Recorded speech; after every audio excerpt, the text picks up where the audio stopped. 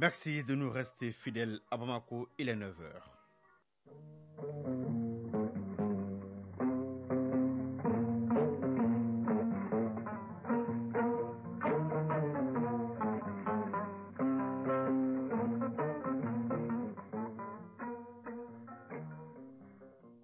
Le journal Mohamed Diarra. Mesdames, Messieurs, bonjour et bienvenue. Les titres. Le palmarès du prestigieux étalon de Yelenga, dont le Mali reste jusque-là parmi les recordmen, sera connu ce samedi. Le Mali n'a pas de film en compétition dans cette catégorie, mais hier, notre pays a remporté 3 prix spéciaux. Ce chiffre colossal, près de 2 milliards de francs CFA pour booster le pastoralisme au Sahel. Ces fonds ont permis l'achat de matériel roulant et de vaccins.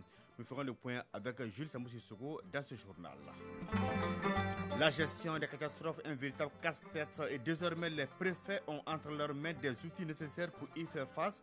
Une centaine d'entre eux viennent donc de boucler une formation de quelques jours ici à Bamako. À suivre la page des sports dans une vingtaine de minutes avec Fabrou Djourté au menu le basketball et la Liga des champions de la Coupe CAF. Voilà pour le sommaire, tout de suite les détails. Oui, c'est ce samedi à partir de 21h que l'émission Lambetigi, une coproduction ORTM-RTG, sera enregistrée. Et justement, l'émission est parrainée par les présidents des CNT de Guinée et du Mali. C'est dans ce cadre qu'une forte délégation du Conseil national de transition de la Guinée est arrivée hier à Bamako.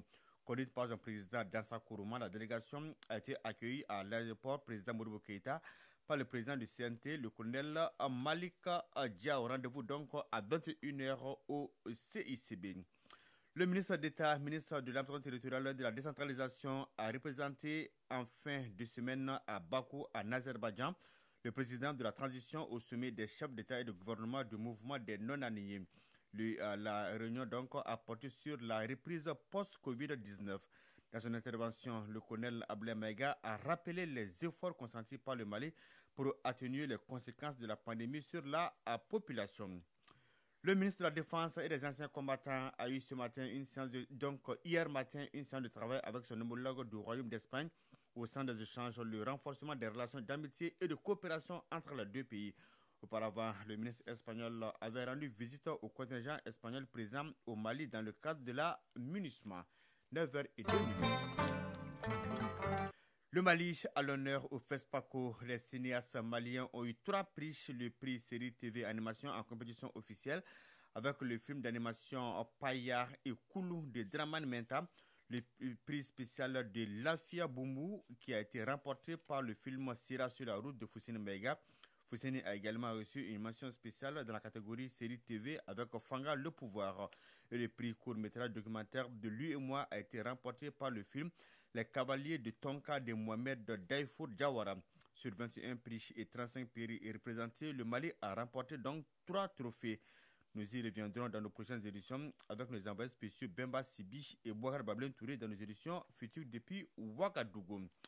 Plus d'1,773 milliard de francs CFA, c'est le coût global du matériel roulant, équipement et vaccins remis par le projet régional d'appui au pastoralisme au Sahel, PRAS 2. Mali donc a plusieurs structures d'exécution. Le dit projet est financé conjointement par le gouvernement et la Banque mondiale. La cérémonie de remise aux bénéficiaires a eu lieu hier dans le locaux de la DNPA sous la présence du ministre du Développement rural en présence de plusieurs personnalités. Le point avec Jules Sambou-Sissoko. Les partenaires et structures d'exécution publiques et privées impliqués dans le pastoralisme à travers le Mali sont dotés de véhicules, matériels, équipements informatiques et vaccins contre les maladies animales par le projet régional d'appui au pastoralisme au Sahel, PRAPS 2 Mali. Modibo Koulibaly, coordinateur national du PRAPS Mali.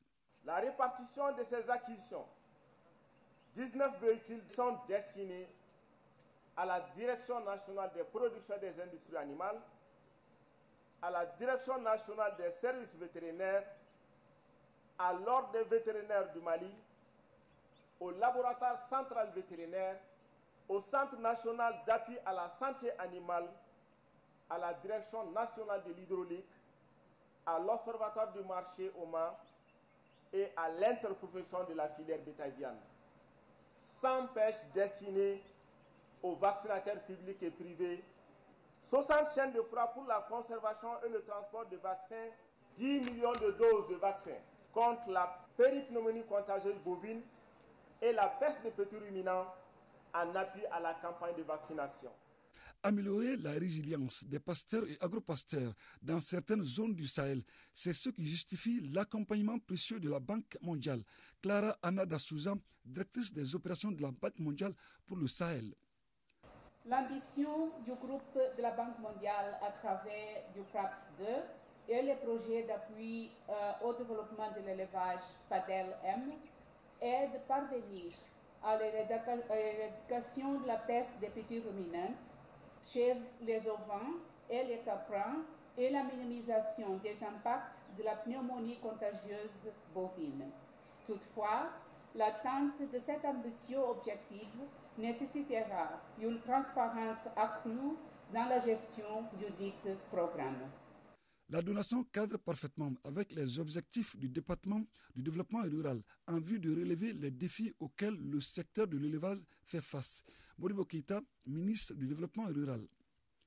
C'est le lieu de rappeler que durant la première phase du projet, de 2016 à 2021, d'importants progrès ont été enregistrés en ce qui concerne les indicateurs intermédiaires dans le domaine de la lutte contre les maladies animales, de l'amélioration de la gestion des ressources naturelles, de la facilitation de l'accès au marché et de la gestion des crises pastorales. La valeur totale de ce lot est évaluée à 1 milliard 173 millions 472 550 francs CFA. Le PROPS 2 Mali, qui renforce les acquis du premier, va durer jusqu'en 2027. À noter que le PROPS intervient dans 6 pays du Sahel, le Burkina Faso, la Mauritanie, le Niger, le Sénégal, le Tchad et le Mali. Le séminaire de haut niveau sur le guide pratique de gestion des crises et catastrophes a pris fin hier à l'école de maintien de la paix ici à Bamako. La session était organisée par le Centre de coordination et de gestion des crises et catastrophes. Le renforcement des capacités des acteurs au niveau cercle et leur identification font partie des recommandations de la session qui a regroupé 60 préfets pendant 10 jours. Le point avec Batraouri. Au terme de 10 jours d'échanges sur le guide pratique de gestion des crises et catastrophes, les participants ont adopté une panoplie de recommandations. Des recommandations qui visent à anticiper ou minimiser les risques et catastrophes au sein des communautés. Médecin colonel Issa Raoul Dabo, directeur du Centre de coordination et de gestion des crises et catastrophes. Le niveau cercle étant mentionné comme le niveau local, c'est de prendre en compte cette dimension, c'est de renforcer les acteurs au niveau cercle. Et l'une des recommandations phares aussi, c'est vraiment l'identification des acteurs au niveau cercle qui ont été formés pour qu'ils puissent ensemble animer cette plateforme dans le cadre d'une préparation en vue des catastrophes et éventuellement dans la réponse à apporter lorsque survient les crises. Fabricio Pinouri, représentant de la mission ECAP Sahel. Je vous exprime les plus grandes estimations pour votre résultat obtenu et pour votre engagement. La satisfaction est grande pour les 60 préfets qui ont suivi la rencontre. Fanta Samake, préfet des Blas, porte-parole des participants. La qualité des débats, des interventions et des propositions d'amélioration faites par les participants montre que l'objectif fixé a été atteint par ces séminaires. Le représentant du ministre de la Sécurité et de la Protection civile mesure l'importance de cette session au regard du rôle des participants au sein des communautés à la base. Commissaire divisionnaire Seydou Doumbia, chef de cabinet du ministre de la Sécurité et de la Protection civile. Nous sommes heureux de pouvoir compter, Mesdames et Messieurs les préfets, sur votre leadership au niveau local dans le cadre de la prévention, de la préparation et de la réponse avec efficacité aux crises et catastrophes. Une importance particulière sera accordée aux recommandations de la session. Cette assurance est donnée par le représentant du ministre de la Sécurité et de la Protection civile. La jeunesse prend conscience de l'ampleur de la corruption. La semaine qui lui est dédiée a été lancée ce jeudi ici à Bamako. Une initiative du projet Justice, Prévention et Réconciliation en collaboration avec la communauté des pratiques en matière de lutte contre la corruption. Cette synergie vise un éveil de conscience chez les jeunes dans la lutte contre la corruption. Le point avec Bokari Koulibaly. Les initiateurs organisent cette campagne pour sensibiliser la population sur les méfaits de la corruption et favoriser le développement socio-économique de notre pays. Jean-Paul Riverain, directeur du projet LUCEJ. Selon l'OCLEI, plus de 1266 milliards de francs CFA ont été détournés des deniers publics de 2005 à 2019 au Mali.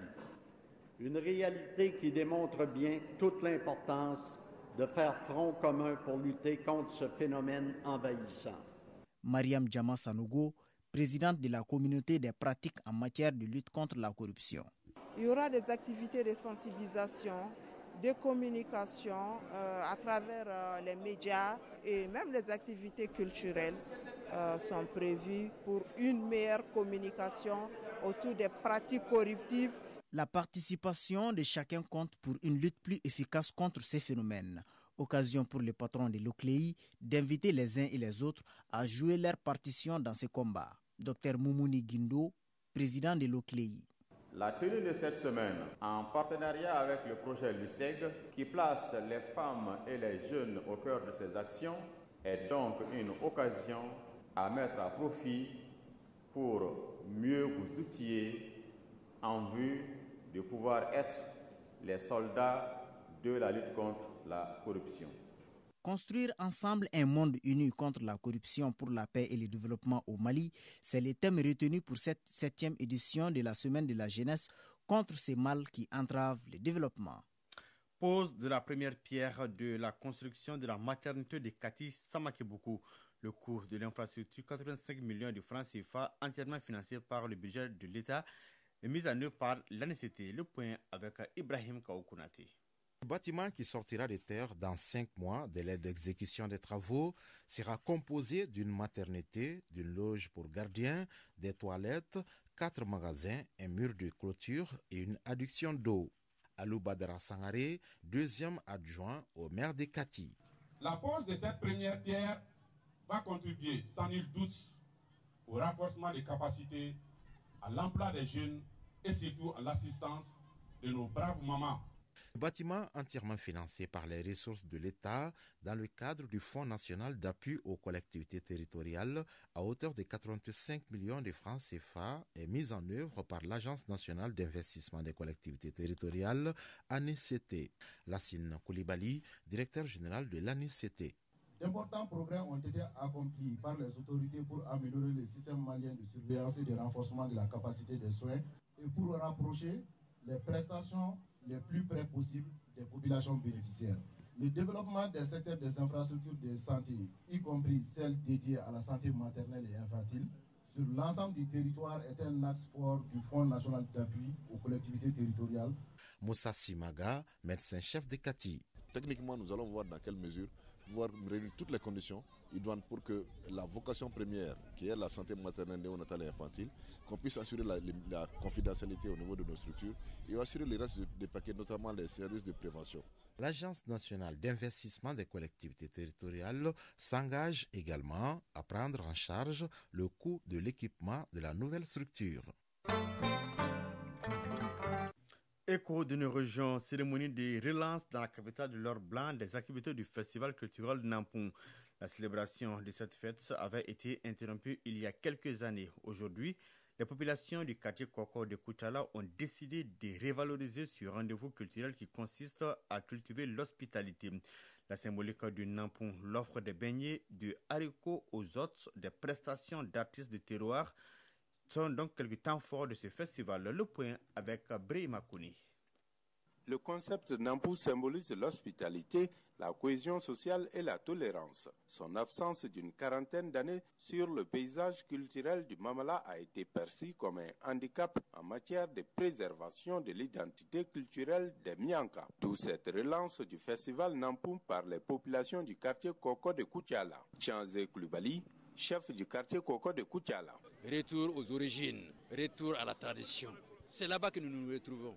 Ce serait annuel maintenant. On se retrouvera. C'est l'union qui va continuer. La reprise du festival culturel Nampung est une manifestation de la volonté de contribuer à la refondation du Mali. Elle devra inciter les populations au renforcement de la paix gage d'un développement durable. Oumar Badamele, parrain du festival Nampoung.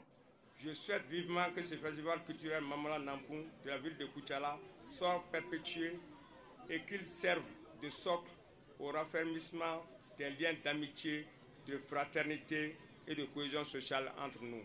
La symbolique du Nampoung est bien l'offre des beignets des haricots aux hôtes. Son objectif est de stimuler l'hospitalité légendaire qu'incarne le peuple Mianka. Les Koutialais acquis pour cette cause sont venus nombreux. Amadou Beidi Traoré, directeur régional de la culture de Koutiala. Quel est le thème choisi? Pour la circonstance qui est le retour de nos valeurs culturelles et ancestrales positives, ensemble soutenons nos valeurs. Cette relance de la fête de l'hospitalité est magnifiée à travers des œuvres artistiques de haut niveau. Koutiala, Brehima Kone et Samba Daramaïsa pour l'ORTM.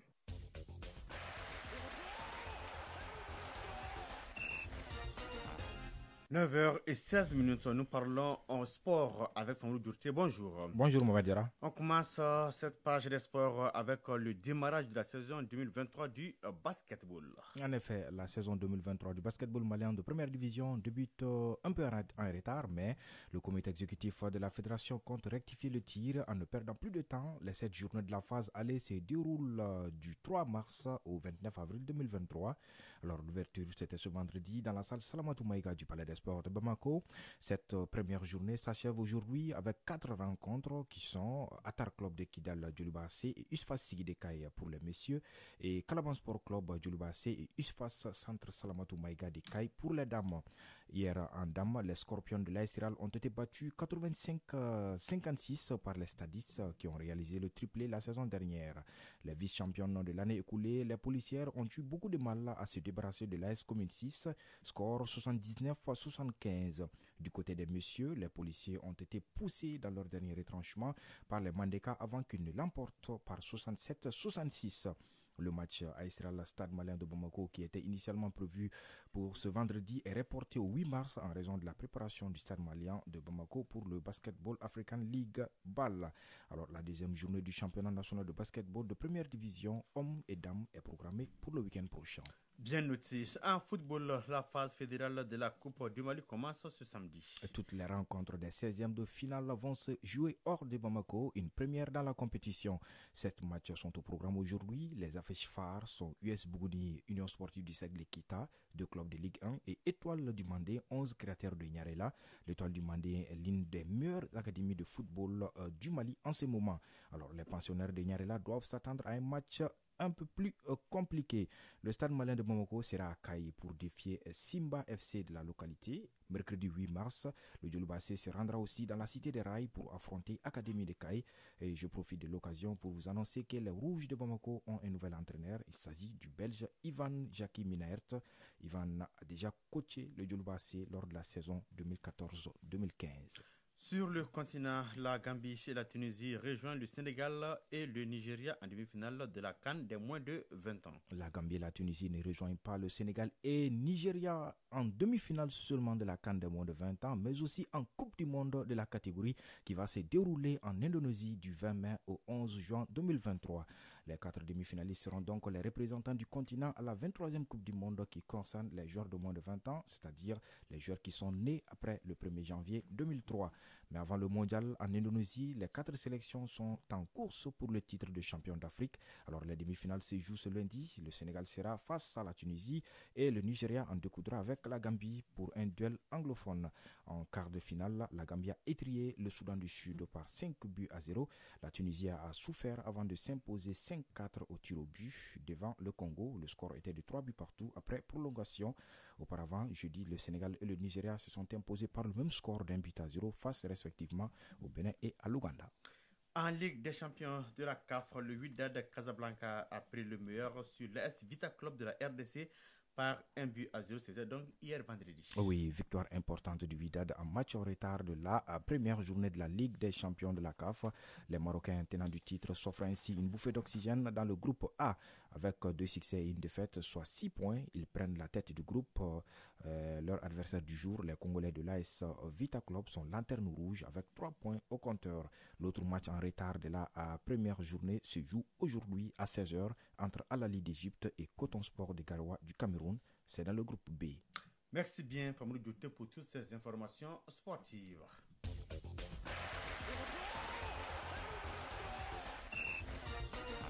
« 9h20. Je vous rappelle l'information, c'est bien l'enregistrement donc de l'émission Lambétigui, une coproduction ORTM RTG, une émission parrainée par le président des CNT de la Guinée et du Mali. Sur ce, s'achève cette édition à 9h passées de 20 minutes, une édition présentée par Mohamed Diarra avec le concours de Alima Ouattara à la mise en onde. Réalisation, coordination Ousmane Daour, la mise en ligne est assurée par Cheikh Abdel Aziz Koulibaly. Passez d'excellents moments en compagnie des programmes de l'ORTM. Au revoir.